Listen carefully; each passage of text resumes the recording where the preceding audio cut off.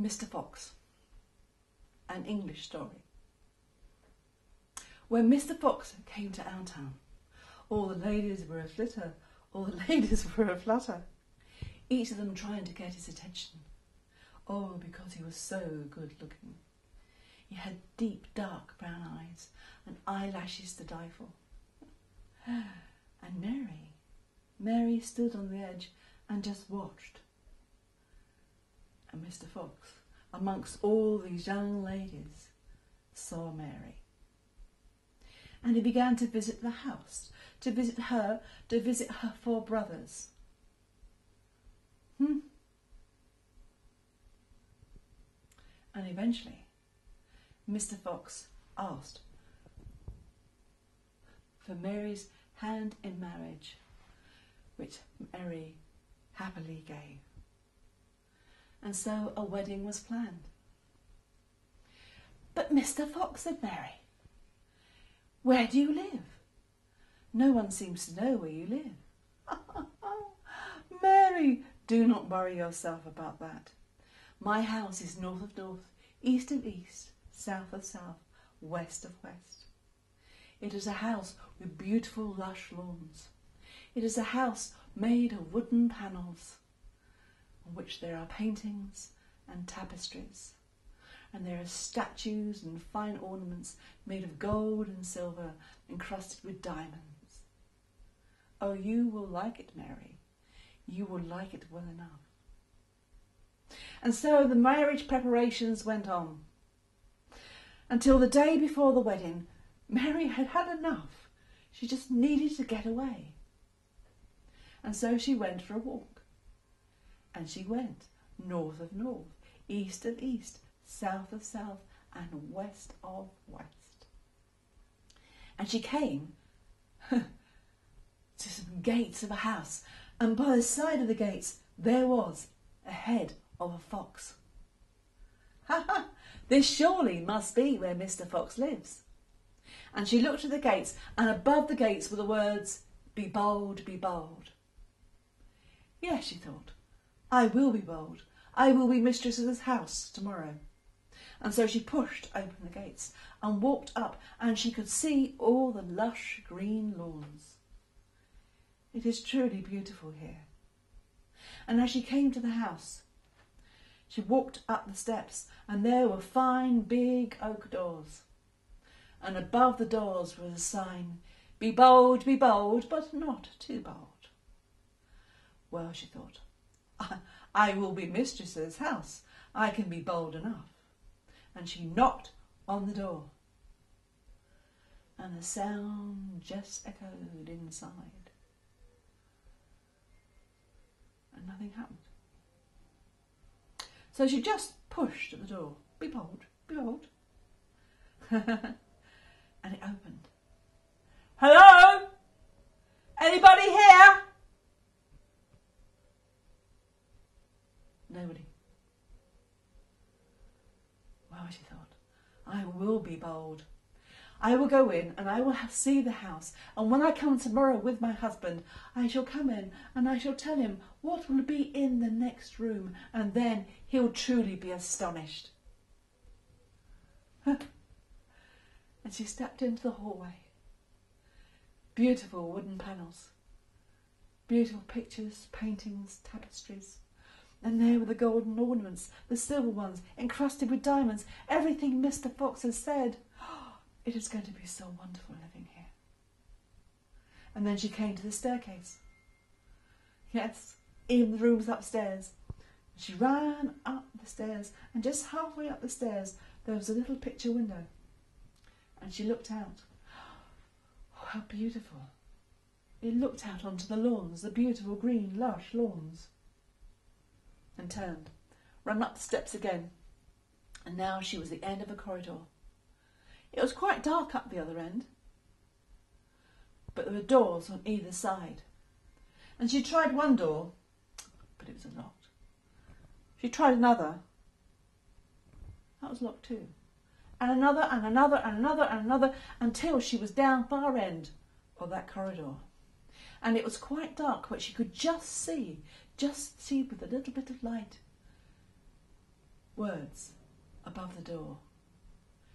Be bold, but not too bold, lest thy life-blood run cold. Mary wasn't really sure what that meant, but her hand was already on the door, and by itself it was opening, and she pushed it open and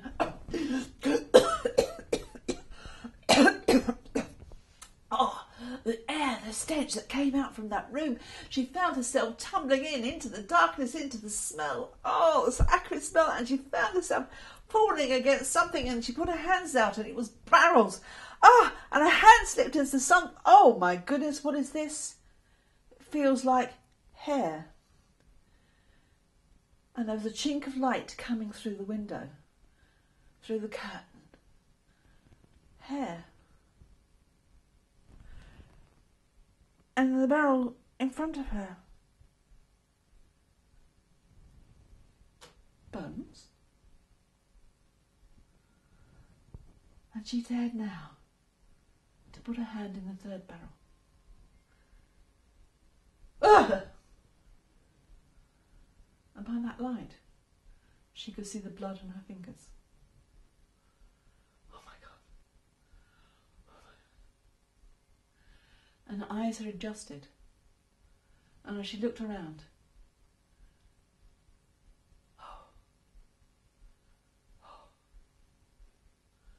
bodies of young women hanging from the ceiling. Young women in white dresses and veils. And some of them were skeletons. Some of them had flesh falling from their bodies. And some of them looked as though they could have died yesterday. No, I can't stay here. She left the room, she pulled the door behind her, she ran down the corridor, she ran down the stairs.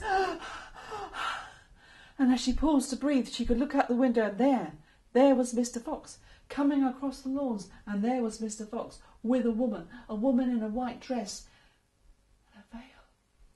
And she knew she was not going to be able to get out of that house before they arrived. So she ran down those stairs and she hid behind the door and hoped and prayed that he would not see her. But Mr. Fox came in. He opened the door, he pulled the woman behind him. "Come," he said, "come." And the woman was saying, "No, no, please don't." And Mr. Fox said, "Enough of that, up here." And he began to drag her up the staircase. And the woman grabbed the rail and would not let go. And Mr. Fox took out his sword and cut off her hand. And the woman swooned and fell into his arms, and he carried her up the stairs as a bridegroom does. And that hand, hard on that rail, lost, turned, fell to the ground, and rolled right in front of Mary. And as she looked down, she could see there was a diamond ring on that hand, just as it was on her own. She didn't know what made her do it, but she bent down, picked up that hand, put it into the pocket, then out of the door, down the steps, down the drive, out through those big gates, and then she went west of west, south of south, east of east, north of north, all the way home.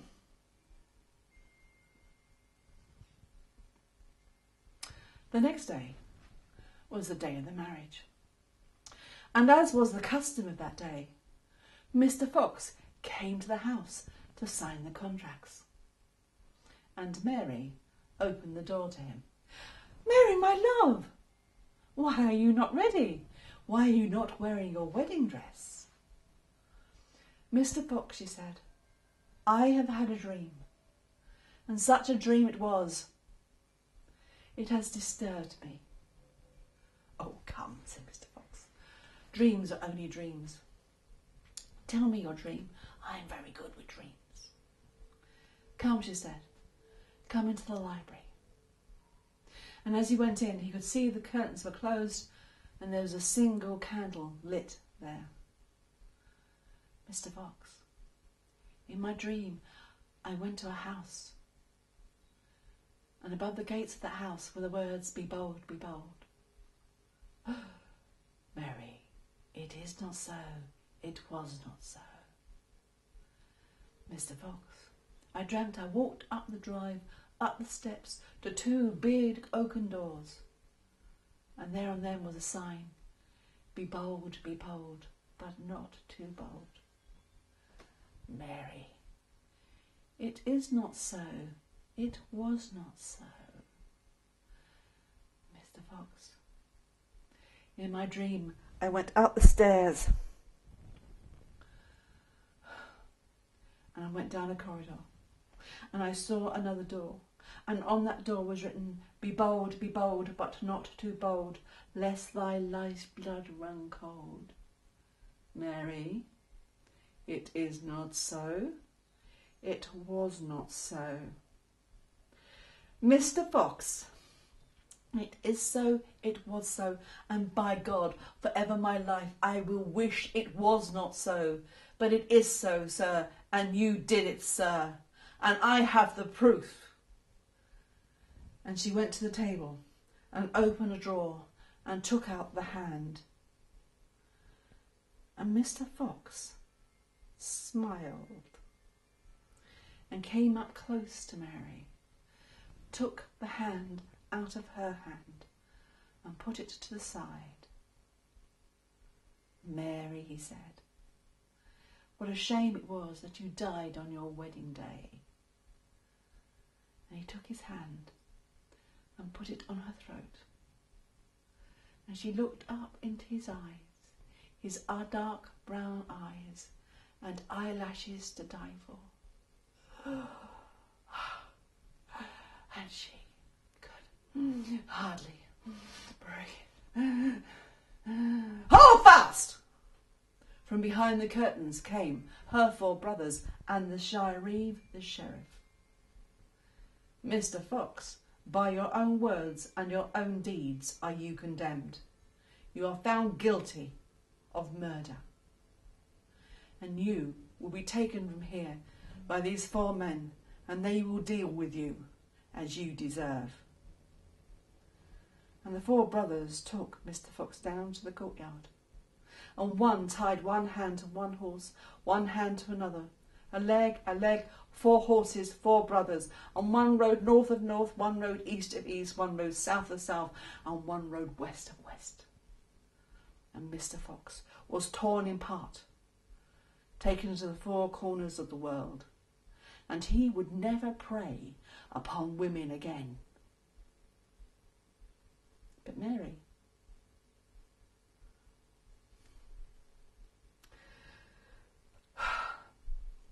she had 2 diamond rings now, and she never wore either of them again. The story of Mr. Fox, taken from the 1847 book of Popular Nursery Tales by Haviland. Thank you.